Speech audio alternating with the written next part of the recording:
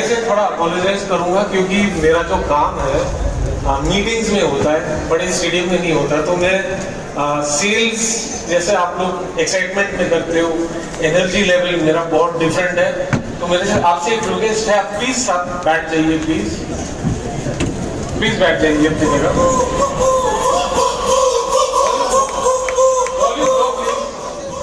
Volume low, thank you. अच्छा, thank you for the warm welcome. Thank you Deepak ji. मैं दीपक जी से मिला करीब 6-7 महीने पहले, और जब उनका काम अंडरस्टैंड किया और मुझे आइडिया हुआ कि उनके शोज में काफ़ी हद तक मतलब नंबर्स में लोग आते हैं, तो मैंने सोचा क्यों नहीं मैं एक इंडस्ट्री पर्सपेक्टिव।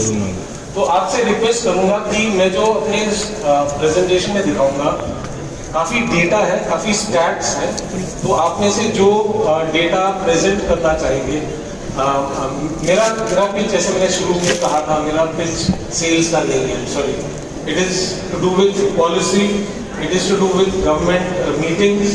तो मैं जो आपको शेयर करूँगा, मेरे हिसाब से इट इज़ ये इंडस्ट्री हमारे देश में कैसे कर रही है, बाकी देश में इसका क्या स्टेटस है, और जहाँ तक हमारे देश में जो लॉज है या रूल्स है उसका कैसे प्रोग्रेस हुआ है। Deepak, I need some help with this. मेरे स्लाइड्स कहाँ पर है? हाँ जी। तो मेरा जो प्रेजेंटेशन है, मैं काफ़ी हद तक स्टेट गवर्नमेंट्स को देता हूँ ताकि वो अंडरस्टैंड करें कि ये इंडस्ट्री है क्या। क्योंकि मैं अभी जो देख रहा था, आप लोग में इतना एक्साइटमेंट है, एंड आई अंडरस्टैंड इट, क्योंकि आपके हिसाब से ये एक्साइटमेंट रखना ज़रूरी है, ये एनर्जी रखना ज़रूरी है। पर मैं जो काम करता हूँ, मेरा एनर्जी लेवल लो, जितना लो रहे, हमारे जो मंत्री जी हैं या हमारी जो ब्यूरोक्रेसी है वो उनको पसंद करते हैं। तो मेरा प्रेजेंटेशन उसी हिसाब से थोड़ा लो लेवल रहेगा। चलिए देखते हैं कि जैसे मैंने अपने इंट्रोडक्शन सुना कि I am the chairman of IDSA। मैं 22 साल से इस इंडस्ट्री में, 22 साल। वाह। और ये 22 साल एक ही कंपनी में मैंने नौकरी कर रखी है। तो मैं I am a salaried person. जैसे आप लोग, मैं तो समझता हूँ आप ही लोग ही मेन हीरोइन और हीरो हो, जो बाहर जाके लोगों को ये बिजनेस दिखाते हो। जिस कंपनी से अभी आप आते हो, उस कंपनी के प्रोडक्ट्स बेचते हो, और हम जैसे लोग को तनख्वाह मिलती है। सो मेरी तरफ से आप सबको गहरा धन्यवाद फर्स्ट ऑफ ऑल। चलिए जी। So I have been introduced as chairman of IDSA। IDSA का फुल फॉर्म है इंडियन डायरेक्ट सेलिंग एसोसिएशन। हमारे देश में 3-4 ऐसे एसोसिएशन है, FDSA है, FITCI है, AIDSA है, सब अपने अपने जगह पे हैं। जैसे अगर हम बाकी इंडस्ट्री का अगर हम देखें, CII है, FICCI है, PhD चेंबर ऑफ कॉमर्स है, हर एसोसिएशन का अपना स्ट्रेंथ और वीकनेस है। IDSA का स्ट्रेंथ क्या है? IDSA is the only Indian association that is connected to the world federation. World federation कहाँ पर है जी? वर्ल्ड फेडरेशन वॉशिंगटन DC में है। मैं ये नहीं कह रहा कि जो भी वॉशिंगटन में है बेहतर है या हमसे कुछ सुपीरियर है, ये नहीं कह रहा। बट हमारे इंडस्ट्री का जो एसोसिएशन का जो रवैया है या हिस्ट्री है, ये वर्ल्ड फेडरेशन के साथ लिंक हुआ है, जो वॉशिंगटन में बेस्ड है। 62 नेशनल डायरेक्ट सेलिंग एसोसिएशंस, मतलब 60 कंट्रीज प्लस में एसोसिएशंस है। एक CEO काउंसिल होती है जो गवर्निंग बॉडी होती है, और ऑफ कोर्स आपको पता ही होगा कि डायरेक्ट सेलिंग 170 देशों में एस्टैब्लिश्ड है। चलिए देखते हैं इंडियन हमारे देश में जो कॉन्टेक्स्ट है, इससे बैकग्राउंड क्या है। करीब 18 मेंबर कंपनी है, तो ज़्यादा बड़ा इंडस्ट्री है नहीं, एसोसिएशन नहीं है। और हमारा एक एग्जीक्यूटिव कमेटी है जिसका 3-4 लोग बैठते हैं उस पर। और IDSA मेंबर कंपनीज तकरीबन 60% इस इंडस्ट्री का शेयर लेते हैं। डायरेक्ट सेलिंग कब शुरू हुई थी? डायरेक्ट सेलिंग शुरू हुई थी करीब 100 साल से भी ऊपर, 150 साल से ऊपर शुरू हुई थी। एवॉन ने 1886 में एस्टैब्लिश हुई थी और करीब 100 साल पहले ये इंडस्ट्री करीब 300 से 500 मिलियन डॉलर का ग्लोबल सेल्स फिगर हुआ करता था। 1940, 1960 आपको जो हिस्ट्री में रुचि रखते हैं आपको पता होगा कि वर्ल्ड वॉर 2 इसी टाइम में हुआ था। 45 के आसपास खत्म हुई थी। 47 हमारा देश ही एज एन इंडिया जन्मा था।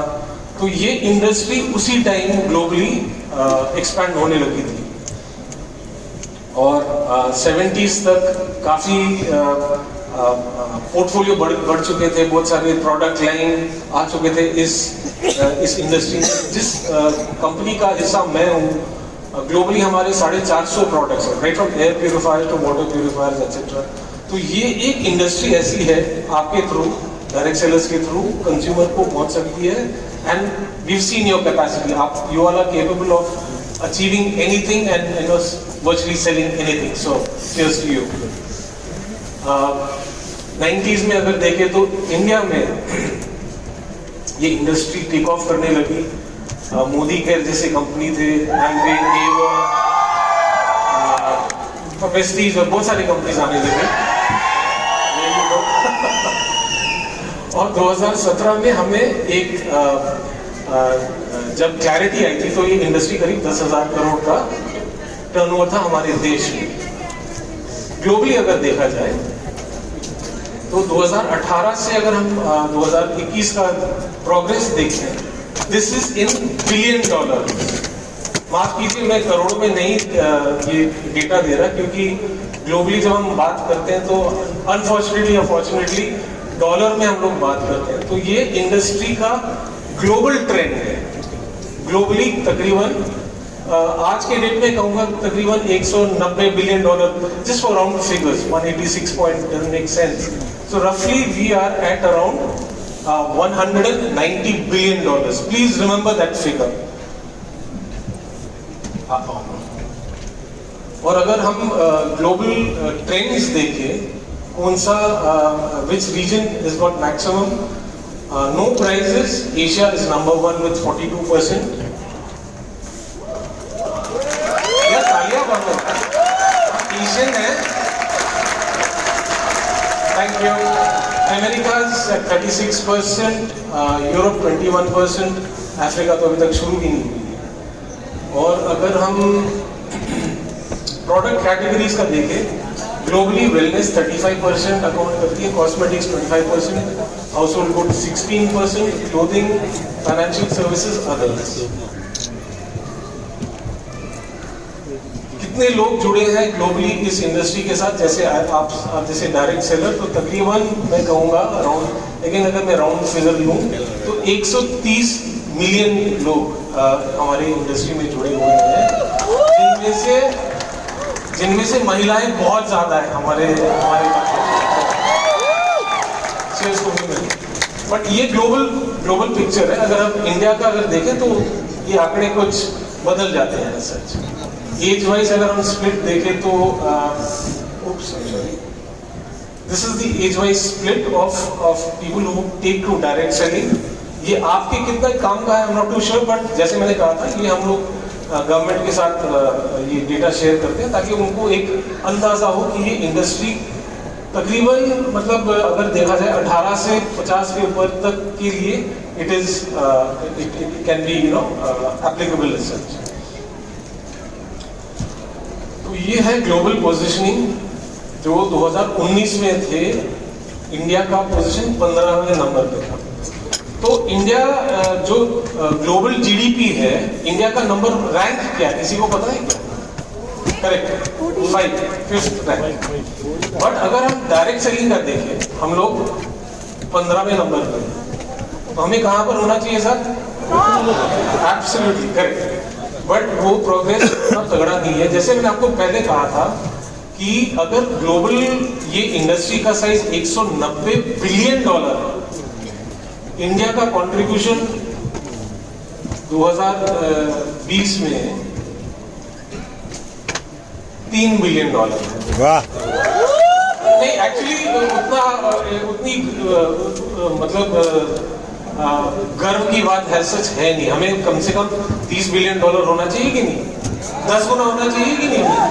अगर हम 5वें नंबर पे है ग्लोबली, तो यहाँ पे भी 5वें में तो होना चाहिए भाई, ठीक है ना। 5वां नंबर क्या है, 15 को तो हम लोग तोड़ देंगे, 30 के लिए एम करना चाहिए, करेक्ट। चलिए शायद रिपीट है 21 में हम लोग 12 नंबर पे ही है। तो growth from 3 billion to 3.25 billion, steady growth है, बट उतना नहीं कि जितना ये पोटेंशियल है हमारे मार्केट का।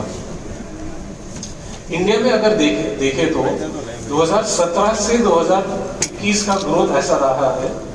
आज मतलब 2021 में हम लोग का टर्नओवर हमारे देश में 18,000 करोड़ का, यस, बहुत अच्छा।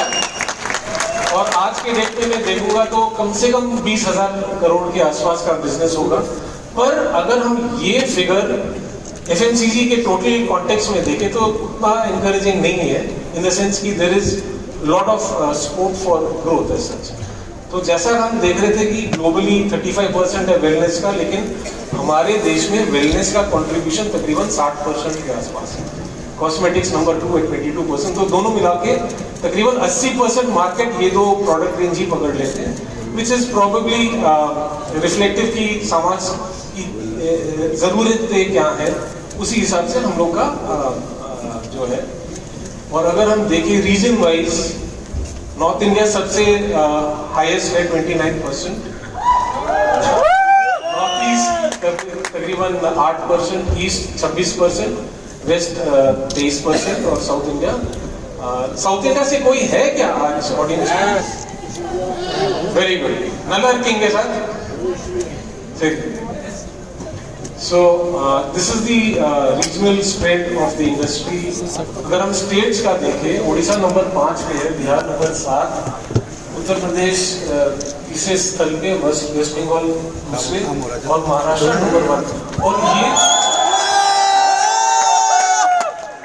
और ये जो फिगर, सॉरी बढ़िया,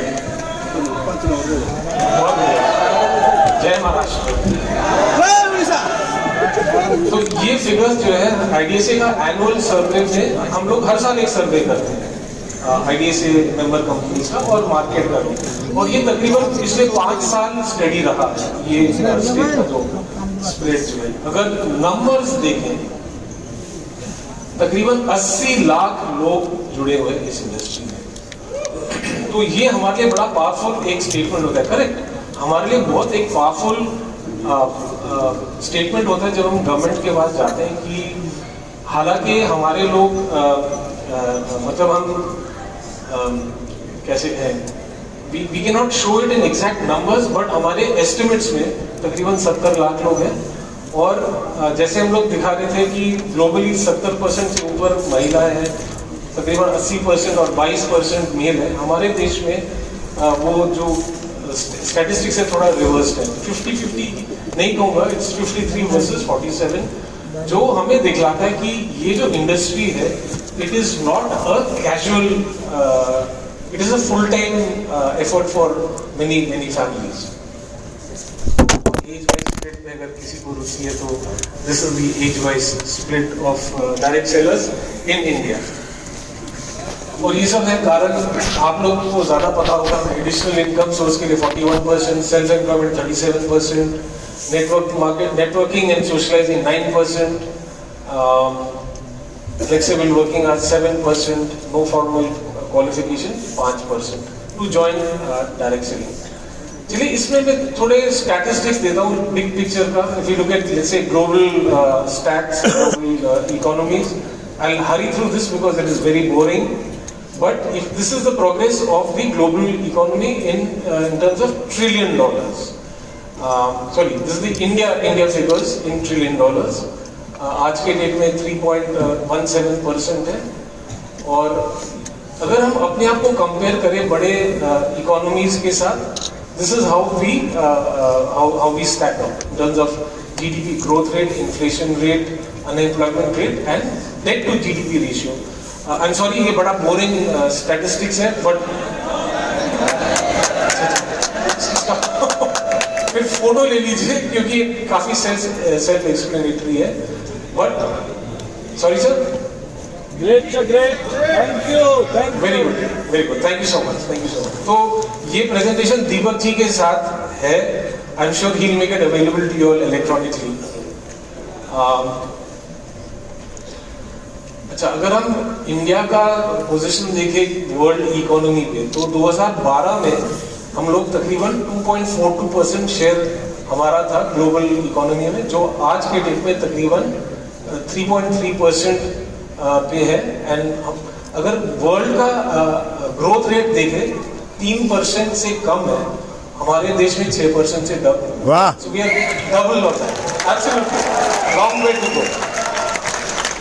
तो इन्होंने मैं कहता हूँ कि हमारा जनरेशन जो वी आर वेरी लकी, क्योंकि हमारा economy is on a very strong footing और ग्रोथ का हर तरफ से चांसेस है। The reason I am sharing this with you is कि अगर इकोनॉमी ग्रो करेगी तो ये इंडस्ट्री भी ग्रो करेगी ऑब्वियसली, और so will you as such. GDP by country US 22.23 trillion dollars बोले, China 17.73, Japan third position at 4.9, Germany 4.22।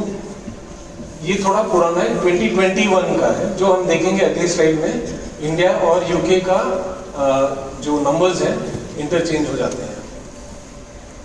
I'll just skip through some of this. Back, oh gosh. Thank you.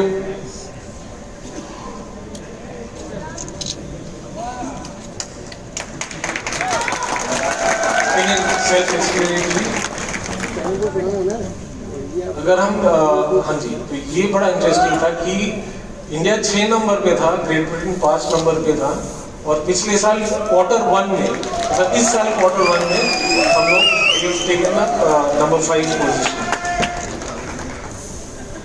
अच्छा, बिल्कुल बिल्कुल 2010 में अगर देखें तो हमारे देश में 0.6 मिलियन स्मार्टफोन यूजर्स है compare to 83 million in the US. और 2022 में अगर हम देखें तो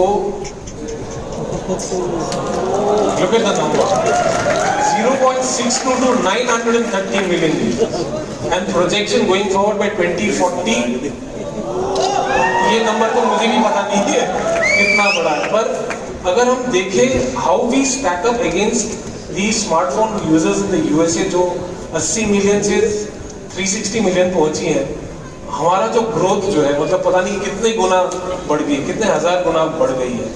So like I was saying, lots of headroom. अच्छा, अगर स्टेट्स का अगर हम देखें, and this is nothing to do with direct selling, this is just कि कौन सा स्टेट का जीडीपी कितना बड़ा है, और it reflects in जैसे महाराष्ट्र हमने देखा होगा स्टेट नंबर 1 महाराष्ट्र का डायरेक्ट सेलिंग में। अगर स्टेट का जीडीपी देखें तो महाराष्ट्र का नंबर हाईएस्ट है, तमिलनाडु, उत्तर प्रदेश, गुजरात, कर्नाटका, और ये आपके डायरेक्ट सेलिंग इंडस्ट्री के टर्नओवर इसके साइड में हमने प्रेजेंट कर रखा है। अच्छा, अगर देखें direct selling is part of the internal trade, जो लार्जर पिक्चर है, जहाँ पे रिटेल ट्रेड जो दुकानें हैं नंबर 1 है, ई कॉमर्स नंबर 2 है, और डायरेक्ट सेलिंग तीसरे नंबर पे है। पर अगर मैं डेटा देखूं तो डायरेक्ट सेलिंग का मतलब कंट्रीब्यूशन बहुत ही छोटा है, 1% भी नहीं है, 1% भी नहीं है। तो मैं आपको ये आपके साथ क्यों शेयर कर रहा हूँ, मैं ये दिखा रहा हूँ कि देखिए हमारा इकोनॉमी स्ट्रांग है, हमारा इकोनॉमी का ग्रोथ प्रोजेक्शंस है बहुत तगड़ा है, पर एज अ इंडस्ट्री हमारा जो हेड स्पेस जो है वो बहुत ज्यादा, मतलब ये कहूँगा एज अ इंडस्ट्री पर्सन, उम्मीदें बहुत हाई है, एक्सपेक्टेशंस बहुत हाई है। Why should we be 0.45% of the retail, we should be at least 5%, 10%। तो ये हम आई थिंक ये जो इस हॉल में जितने भी लोग हैं, ये हमारा सबसे बड़ा चैलेंज है, सबसे बड़ा चैलेंज है कि how can you all increase your turnovers so that ये नंबर ऊपर बढ़ जाएंगे। करेक्ट? Thank you. और ये भी जरा जिस 2030 तक ईच सेगमेंट का ग्रोथ कैसे रहेगा, ये एक फिगर है। 11% growth for retail, 22% growth for e commerce, और हम लोग का तकरीबन बीच में है।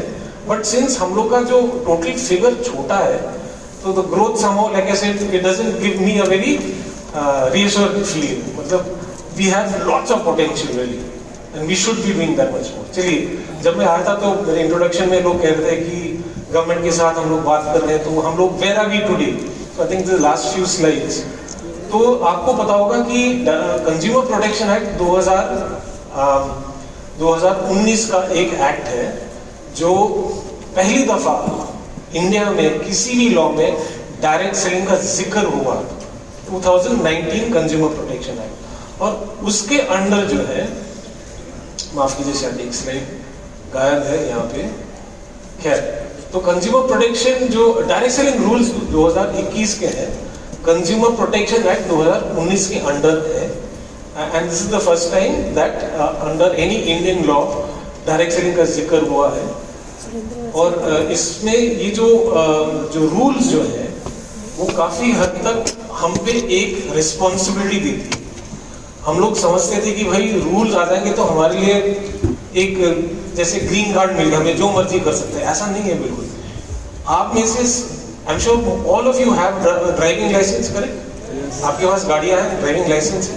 पर जब भी आप गाड़ी चलाते हो रोड्स पे, आपको ट्रैफिक रूल्स का नियम का पालन करना पड़ता है। अगर आपने रेड लाइट जंप कर दिया तो चालान हो जाएगा, है ना, वगैरह वगैरह। तो सेम चीज, ये जो डायरेक्ट सेलिंग रूल्स आए हैं वो हम पे एक रिस्पॉन्सिबिलिटी देती है। And some of them I've listed out here। I think आप जिस कंपनीज का हिस्सा है, आप प्लीज इंश्योर करें कि ये सारा डेटा, ये डिटेल्स उनके वेबसाइट पे हो। एंड आई एम श्योर होगा ही, बिकॉज जब 2016 में गाइडलाइंस इशू हुए थे, डायरेक्ट सेलिंग गाइडलाइंस इशू हुए थे, तो हमें वी वर क्वाइट सरप्राइज, आश्चर्य हुए थे कि हमारे देश में कम से कम 600 डायरेक्ट सेलिंग कंपनीज हैं। तो मेरा रिक्वेस्ट आप सब से ये है कि आप जिस कंपनी से जुड़े हो, please ensure that you put upward pressure to your companies to ensure कि उनकी जो रूल्स का जो एक्सपेक्टेशन है, your companies are following those expectations। यहाँ पे कुछ do's and don'ts है, मैं ज़्यादा इस पे ये नहीं करना एक्सपैंड नहीं करना चाहूँगा, बिकॉज आई एम अज्यूमिंग कि आप सब अच्छे कंपनीज के साथ जुड़े हुए हो और आपको थोड़ा नॉलेज है डायरेक्ट सेलिंग रूल्स के बारे में। Does anyone not know about the direct selling rules? किसी ने मतलब नहीं पढ़ा या जानकारी नहीं है? जानकारी सबको है क्या? Yes. या बिल्कुल नहीं है? Yes. फिर भी बता अच्छी देना। बात है। तो मैं यहाँ पे आपको जानकारी नहीं दूंगा। प्लीज आप अपने कंपनी से पूछे कि जो डायरेक्ट सेलिंग रूल्स बने थे 2021 में, उस पे हमारे ऊपर क्या रिस्पॉन्सिबिलिटी है। ये आपके लिए बड़ा इंपॉर्टेंट है, क्योंकि आज के डेट में आपको सबको पता ही होगा कि ये गवर्नमेंट जो है, मोदी गवर्नमेंट जो है, हर इंडस्ट्री पे कहूँगा काफी कड़ी निगरानी कर रही है, एनकरेज कर रही है, पर it is also ensuring, it's also expecting every industry to behave responsibly. And I think that's a fair call. अगर हम लोग मान लीजिए 80 लाख डायरेक्ट सेलर्स हैं और एक डायरेक्ट सेलर्स के कम से कम क्या 10 तो कस्टमर होंगे एक सेलर के, या उससे ज्यादा, चलो 20। तो अगर 80 लाख डायरेक्ट सेलर है और एक डायरेक्ट सेलर के 20 कस्टमर है, तो हम मतलब तकरीबन आधा देश का पॉपुलेशन को के नजदीक हम लोग पहुंचते हैं। At least 25% of the population we can touch. So हम पे एक रिस्पॉन्सिबिलिटी है और आपका responsibility as a direct seller. I will encourage, आप जिस भी कंपनी के साथ जुड़े हो, प्लीज आस्क देम कि भाई जो डायरेक्ट सेलिंग रूल्स है आप लोग उसको कितना मान के चल रहे हैं। आई एम श्योर 100% हो रहा हो, पर आपके तसल्ली के लिए आपको ये पूछना चाहिए, ठीक है जी। और ये कुछ कंप्लायंस मैं ज़्यादा डिटेल में जाना नहीं चाहूँगा, जैसे कि आपने अपने कस्टमर को आपने रिसीट दी कि नहीं। आई एम अज्यूमिंग आप सब कर रहे हो, again I will not elaborate too much यहाँ पे। चैलेंजेस अभी भी हैं, ये नहीं कहूँगा कि ये इंडस्ट्री मतलब you got a green card, I don't think you got a green card. जैसा मैं आपको एग्जांपल दे रहा था ड्राइविंग का, गाड़ी तो हमने खरीद ली, ड्राइविंग लाइसेंस भी ले ली, लेकिन जब भी हम लोग बाहर जाते हैं we have to follow the traffic rules. So now that आपका इंडस्ट्री हो गया, now that the industry has got its clarification, it is the responsibility of associations like us, it is the responsibility of the companies, and it is the responsibility of direct sellers to ensure कि हमारे जो challenges थे हमारे ऊपर, और काफ़ी तगड़े तगड़े challenges रहे हैं हमारी इंडस्ट्री में, आपको पता ही होगा, मैं ज़्यादा एलिब्रेट नहीं करना चाहूँगा। एक फाइनेंस एक्ट है, प्राइस चिट्स एक्ट, जिसके अंडर आंध्र प्रदेश, हैदराबाद में काफ़ी एक्शन हुआ है। तो we must be also mindful. लेकिन गोइंग बैक टू एग्जाम्पल, अगर आपने अपने बच्चे को एक बढ़िया सा एक मोटरसाइकिल खरीद लिया, 1800 सीसी मोटरसाइकिल है, तो आपको बहुत समझाना पड़ता है, बच्चे जरा संभाल के चलाओ, बड़ा पावरफुल चीज़ है, हेलमेट पहनो, है ना, follow the rules etcetera. So we must be aware कि as an industry while we have some safeguard like a helmet, but there is the other side also which we have to be careful about. और of course industry responsibility, जो मतलब हम पे ये आरोप है कि हम लोग ग्रीन सेलर हैं, तो आई नो जो एक्साइटमेंट है वो ज़रूरी है सबको फ्लो में लाना, और मैं उसको तो मना नहीं करूँगा, part of it, but we should try to minimise ज़्यादा exaggeration, specially when we talk to freshers etcetera. और हमारे कुछ ऐसी रिस्पॉन्सिबिलिटीज़ हैं। बस दैट इज माई प्रेजेंटेशन।